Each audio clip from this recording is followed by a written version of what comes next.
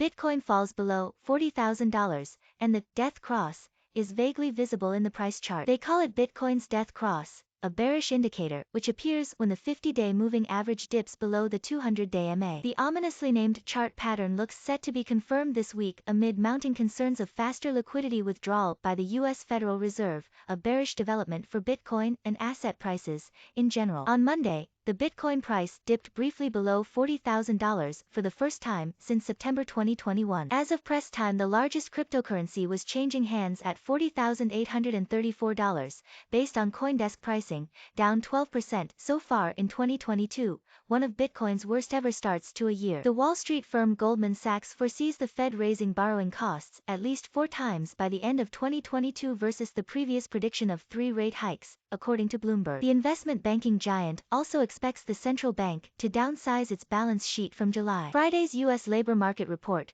which showed that unemployment rate dipped to 3.9%, has strengthened the case for the Fed to hike rates concurrently with the end of asset purchases in March. According to the CME Group's FedWatch tool, investors were pricing a 73% probability of a 25 basis point rate hike in March, up from 61% last week. Fears of a hawkish Fed gripped the Bitcoin market towards the end of last quarter after the central bank shifted its focus to inflation control from maximum employment. In December, the Fed announced at least 3 rate hikes by the end of 2022 and an end of the asset purchase program by March. Bitcoin peaked near $69,000 on November 10 and has declined nearly 40% since. The cryptocurrency slipped over 12% in the last 7 days to January 9, registering its biggest weekly drop since early December. The impending death cross, coupled with the souring macro outlook, may bolster overall bearish sentiment. That said, the technical indicators' past record as a predictor of bear markets is mixed. According to research by Kraken, many of Bitcoin's previous death crosses,